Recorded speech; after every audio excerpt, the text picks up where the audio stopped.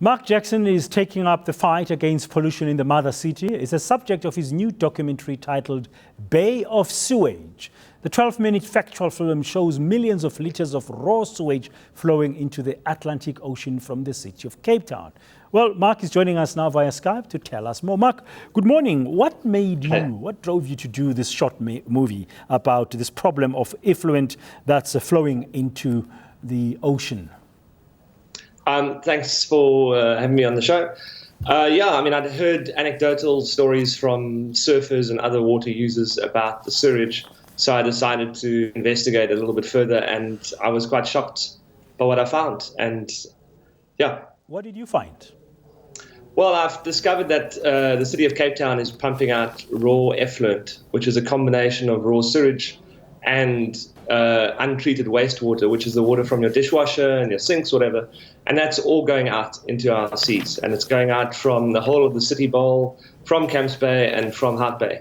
But the documentary focuses mainly on the Camps Bay, or it focuses only on the Camps Bay pipeline.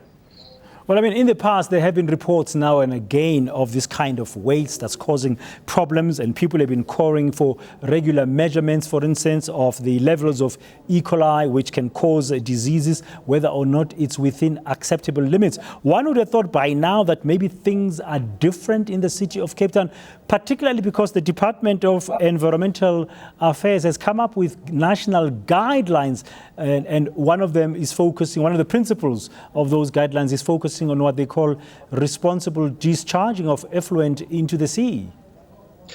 Well, yeah, I agree. I mean, this problem has been building up for a very long time, but it's a very expensive problem to deal with. So it seems like the city is just trying to delay it and, possibly cover their tracks. And I mean, new information is coming to light as well. It's not just sewage, the chemicals in our waste that we didn't know about in the past. And apparently, I've just read an email today from the professor that, we're discharging chemicals into the seas that are illegal elsewhere in the world. And our legislation, I don't know what the latest legislation looks like, but apparently we're behind. Well, Mark, there's rapid urbanization, all kinds of development that always happening, especially in built-up areas around Cape Town, and those would add against pressure into the system of disposing of waste. Is that part of the problem?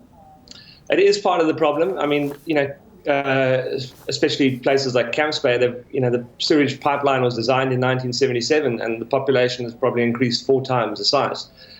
That is the one problem. And the other problem is that back then, when the pipelines were designed, we simply didn't know about the problems with chemicals and the problem of long-term accumulation of these chemicals in marine species, which is causing all sorts of problems. I mean, it's killing the sea life. And the email I got this morning from Professor Petrick pointed out that she thinks this is a bigger problem than climate change because it's ultimately going to cause species to die off in a much shorter time frame. And her point that's got everyone talking is that if it's affecting marine species, it's affecting us as well, because we eat the fish. Well, Mark, I understand you're not just a filmmaker, but I mean, you're an engineer, you've got some engineering background. Have you got ideas? Have you made some suggestions to the city of Cape Town? What possible solutions can be put into action here? Well, I've thrown in my 2 cents worth. I think the one solution, the obvious solution is to try and put a moratorium on some of the development that's going on to try and slow down what we're putting into the system. My personal idea from when I did an engineering degree way back in the day was that we could put in underground sewage treatment works at the nearby Maidens Cove, which is the last piece of available land in that area. But that would require, that's the infrastructure, that will require capital investment, I guess, and maybe funding would become an issue. What kind of response have you had to that type of suggestion, for instance, when you engage with some of the City of Cape Town officials? Well, I've had very little engagement with the city myself, but I've heard from others. And at the moment, the city seems to be simply trying to deny that there's a problem, which in itself is a problem. Now, when can people watch this 12-minute documentary that you've made about this sewage problem in Camps Bay? Sorry, so if they go onto YouTube and they search for Bay of Sewage, that should pop up pretty soon.